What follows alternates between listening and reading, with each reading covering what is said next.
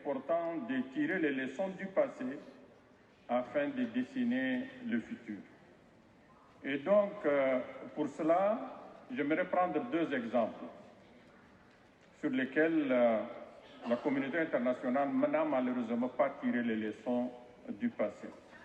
Je suis du Tchad et donc je voudrais prendre d'abord le cas de la Libye parce que on m'a dit de parler sur le lien entre les droits de l'homme et les conflits. Vous savez tous qu'en 2011, il y a eu une résolution du Conseil de sécurité des Nations Unies.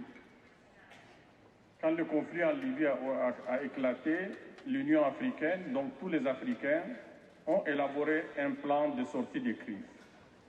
Malheureusement, on ne les a pas écoutés.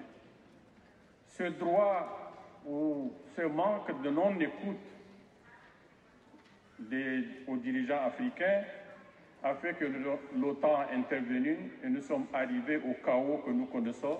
Et aujourd'hui, nous cherchons où est la Libye parce que nous sommes un pays voisin et nous savons ses conséquences sur nous et nous savons ce que coûte l'absence de la Libye. Ça donc. Et à la suite de cela, qu'est-ce qu'il y a eu? Je crois que le président Macky Sall, aussi bien hier qu'aujourd'hui, l'a répété, l'urgence du terrorisme. Là également, c'est un autre manque d'écoute, parce que le terrorisme tel que nous le connaissons aujourd'hui au niveau du Sahel n'est pas d'essence africaine. Il est étranger à l'Afrique. Il vient de l'Orient, il vient de l'Afghanistan, et souvent je pose la question à nos partenaires occidentaux quand ils disent qu'ils ont créé une coalition pour lutter contre Daesh en Irak et en Syrie.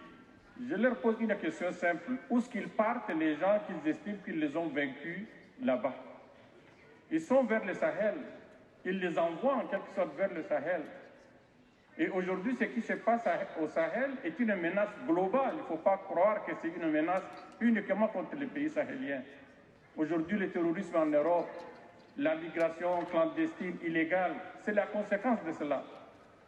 Je vois bien l'engouement pour aider l'Ukraine, nous ne sommes pas jaloux pour y faire face, mais dépenser au moins quelque chose pour faire face à ce qui se passe dans le Sahel, parce que ça concerne aussi l'Europe, ça concerne le monde.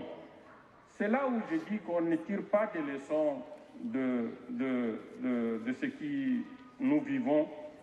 Et la conséquence, c'est quoi? C'est qu'on continue toujours à décider au nom des Africains sans les associer. Le Conseil de sécurité en est un exemple. 70% pratiquement des problèmes qu'ils discutent concernent l'Afrique. Mais l'Afrique est absente. Et donc c'est pour cela que je suis d'accord avec le secrétaire général des Nations Unies quand il disait en septembre qu'aujourd'hui le choix des réformes du système monétaire ou du système du Conseil de sécurité des Nations Unies n'est pas seulement un choix entre la réforme et le statu quo, mais il risque d'être un choix entre la réforme ou la rupture totale. Et là, c'est valable également pour le droit de l'homme. Le deuxième point sur lequel je voulais réagir, c'est la question de l'alerte précoce pour éviter les conflits. Et là, je reviens aussi à un autre pays qui est le voisin du Tchad, c'est le cas du Soudan. Nous, au niveau du Tchad, nous étions les premiers depuis janvier-février 2023 à alerter la communauté internationale qui risque d'avoir un conflit au Soudan. Personne ne nous a écoutés. À partir du 15 avril, le conflit a éclaté. Tout ce que nous avons vu, la communauté internationale, c'est des petites trêves où ils veulent évacuer leurs ressortissants. C'est pour dire aux Soudanais, nous partons, battez-vous. Et jusqu'à là, on n'a pas pu imposer un cessez-le-feu. Le Tchad en souffre. Nous avons aujourd'hui près d'1 million de réfugiés soudanais au niveau du Tchad. Le PAM vient de déclarer que si d'ici janvier, il n'y a pas de contribution pour le PAM, ces réfugiés n'auront même pas de quoi boire ou de quoi manger. Et ça risque d'être une catastrophe humanitaire. Nous avons ouvert nos frontières. Nous les avons laissés entrer sans aucune condition. Nous avons une frontière de 1300 km avec le Soudan. Nous avons mobilisé des forces pour assurer la sécurité, justement pour éviter la migration clandestine vers l'Europe. également pour éviter qu'il y ait des infiltrations de terroristes qui vont aller vers le Sahel. Mais la communauté internationale est autiste à ce niveau. C'est ça le minimum de droits de l'homme que nous voulons.